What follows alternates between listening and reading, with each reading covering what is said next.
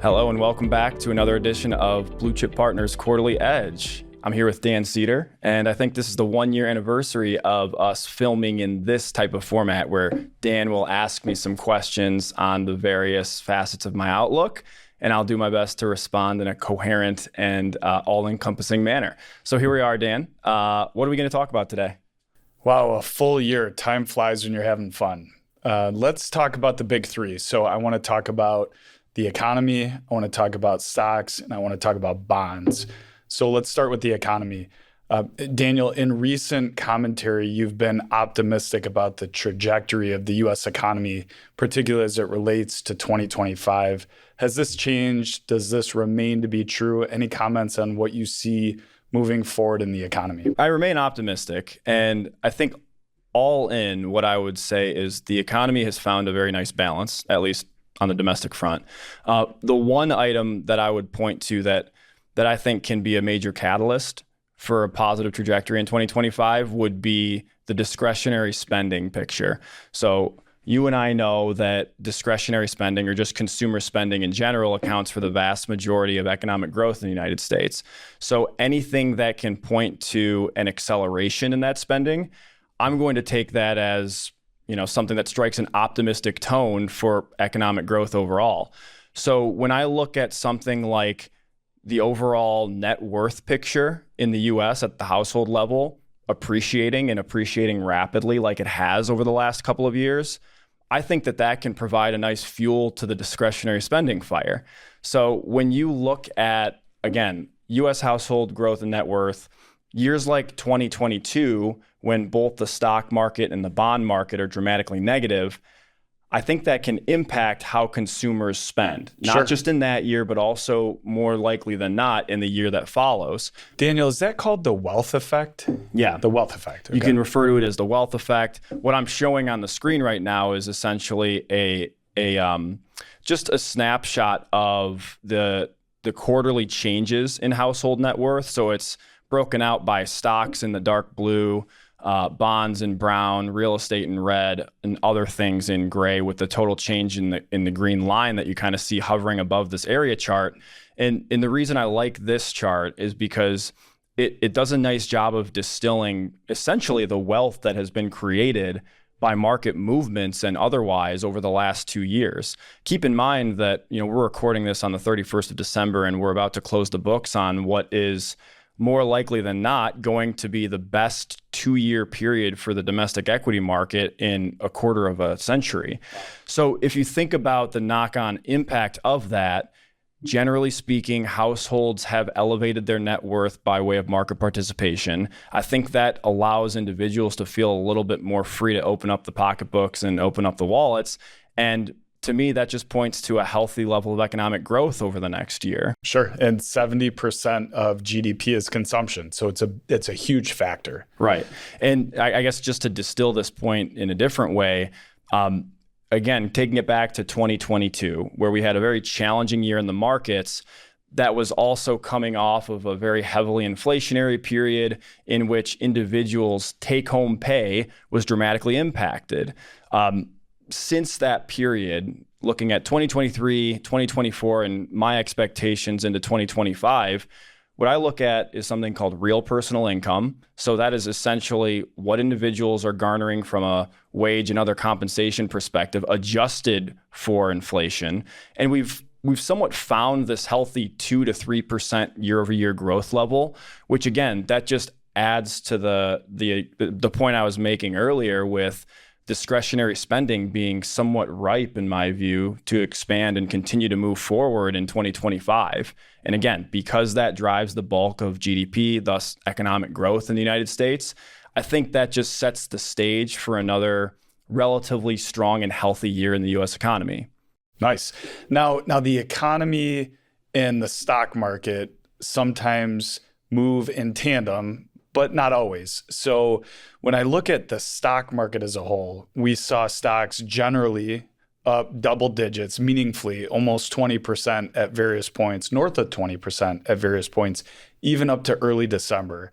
Since then, we've seen a pullback, a slight pullback. Now, does that pullback in stocks and in your forecast of what you see in the economy, anticipate the continuation of the stock market in a positive sense, or is this recent pullback in stocks something that could continue going into 2025? I would say net, I'm optimistic about return prospects in the U.S. equity market in 2025, but I do want to provide a bit of balance here in this conversation, because on one hand, we have, I would say, earnings growth expectations for 2025 that are fairly robust, anywhere between 10 and 15%, depending on which analysts from the sell side you ask. But the only thing that I would say, and it's not necessarily an issue in and of itself, but what we see is that the composition of the S&P 500 from an earnings perspective, it continues to be more and more information technology related from a sector perspective. Yeah. So again, I don't think this is an issue. The tech sector has driven earnings over the last 3 years. It likely will be a major factor next year as well.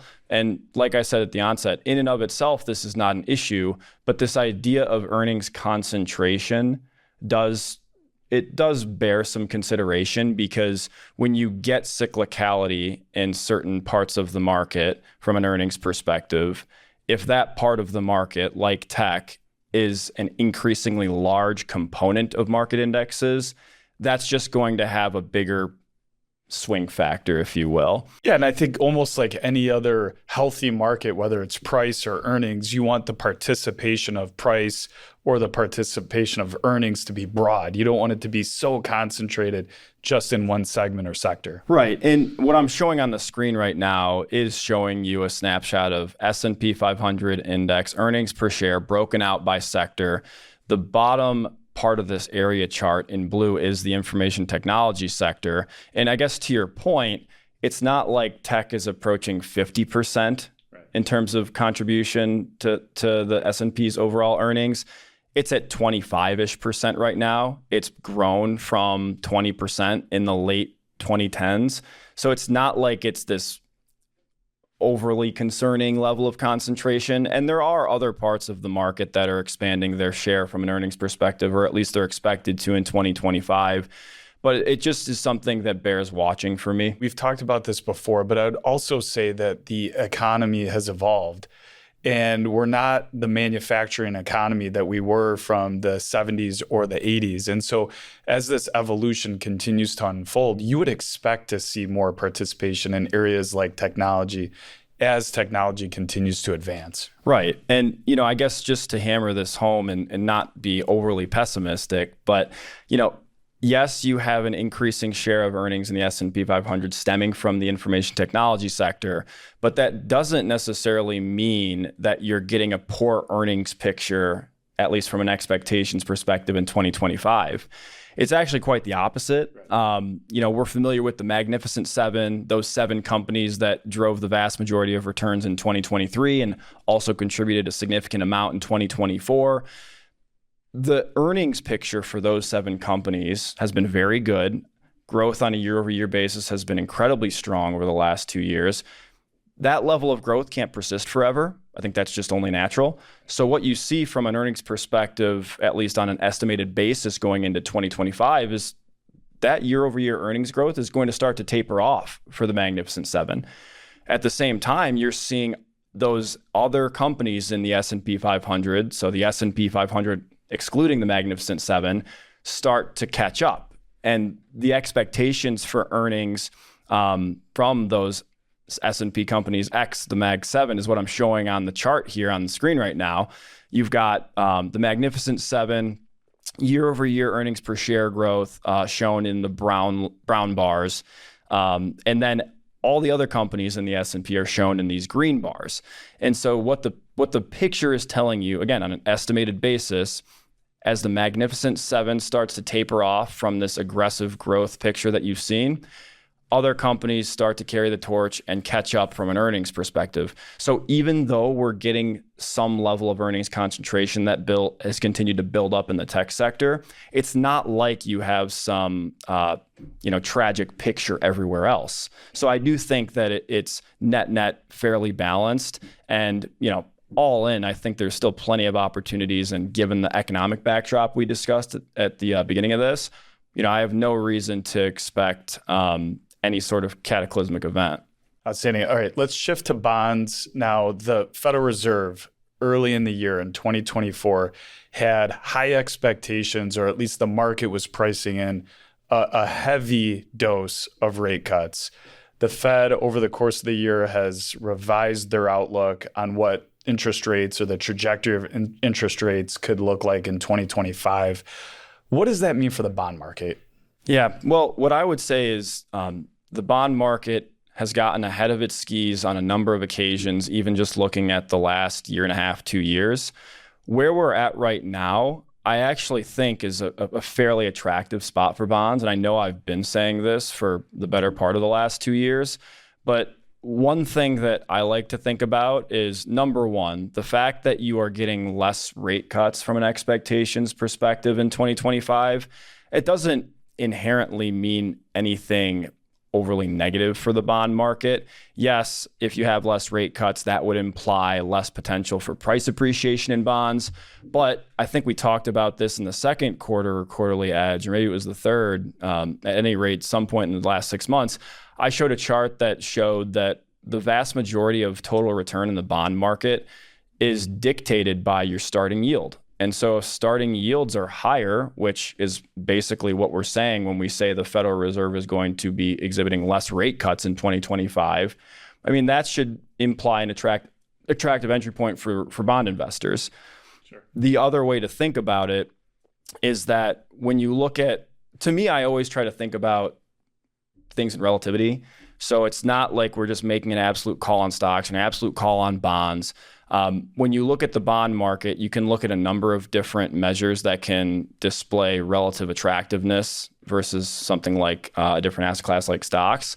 One thing is the equity risk premium. We've talked about what that is in the past. Another way to look at this is just a yield comparison. So you can't necessarily look at the dividend yield versus the coupon rate of the bond market. But what you can do is try to find some apples to apples comparison. So when you look at bonds, you're trying to find something like a yield to worst, right? Your worst possible yield if your bonds are called away. As that rises, like I said, higher yields are going to dictate a higher total return, at least back through history. When you look at the stock market, you can look at something called the earnings yield. It's just an inverse of the price to earnings ratio. So the earnings yield is earnings per share divided by stock or index price. When that's really high, you could kind of think of that as undervalued because you have a really high degree of earnings power relative to share prices. When it's really low, you could kind of view the market as somewhat overvalued. So what I am showing on this chart is the yield to worst of the Bloomberg U.S. Aggregate Bond Index, basically just a collection of investment grade domestic bonds, versus the earnings yield of the S&P 500 index. Again, like this is the earnings per share of this index divided by the price. It's the earnings power divided by the price. So it's trying to show you some level of valuation. And what we have right now is that the yield in the bond market has started to outpace and has resided in a place for the last 6 months or so where the yield from the bond market is higher than the earnings yield or the earnings power of the S&P 500 index. So to me, the message is not to take all your money and put it in the bond market, but my message and recommendation is just that inevitably investor portfolios that have an allocation to the bond market will be somewhat overweight relative to their strategic asset allocation target, given how stocks have moved over the last 2 years. I think that we've gotten an opportunity, given there has been less rate movement to the downside in the bond market, to fix that misalignment of strategic asset allocation and current standing. That's the only recommendation that I have. I think that there are plenty of opportunities in both the stock and the bond market. And because I'm not, I would say, picking a spot or picking a side, I always just go back to balance. This goes back to your financial plan. Let's stick to that. If you're an 80% equity target investment allocation on a strategic basis and you're at 90% today, I don't think there's any harm in starting to work that back to target. The other thing I would say, just to kind of tie a bow on this is that we still have a near record amount of dollar assets in money market funds in the US. So when I think about the most likely destination for some of those dollars, especially as rates do tick down over the next year or so, I do think that can somewhat support the bond market. So that's just something to watch as well. As rates do move down, even though the expectations are a little bit more tepid than they were, say, 6 months ago, I think you've got still an opportunity for a dramatic amount of money in motion. And I think that between rebalancing and reallocating from different assets, I think the bond market can actually surprise some investors in 2025. The story comes full circle. When you think about the trajectory that interest rates were on, the number of rate cuts that they were expecting, well, that was based on predicated on the expectation that the economy was going to be slowing down and struggling. But the economy has actually been relatively strong, right? So at the end of the day, if rates aren't going down as fast, it's also a reflection that the economy is holding its own. Right. Yeah. And that's how's that a bad thing? No, it's not. And that's where I think people kind of get this misnomer because, interest rates have been essentially inversely correlated with the equity market. And so, we're in this weird spot where people want rate cuts because they think it can boost equity valuations. But at the same time, the only reason that would be happening is because the economy, most likely the consumer is struggling, right? So the fact that we don't see that, again, net, I think is a very good positive thing, right? Absolutely. Fantastic. Well, we covered the economy, we covered stocks, we covered bonds. Daniel, anything else that we should be talking about today? No. Looking forward to another great year, having conversations with folks like you all. Feel free to tune in, Blue Chip Family Media on YouTube. I think we've done a really nice job of focusing our content, trying to provide actionable insights to you all. But we're always open for feedback, whether that's via a comment on one of our platforms, LinkedIn, YouTube, or a direct reach out. We're always open to it. So we want to make sure this is as enjoyable and productive for as many people as possible. So it's been a lot of fun. Thank you, Daniel. Thanks, Dan. Appreciate it. Speak to you all next time.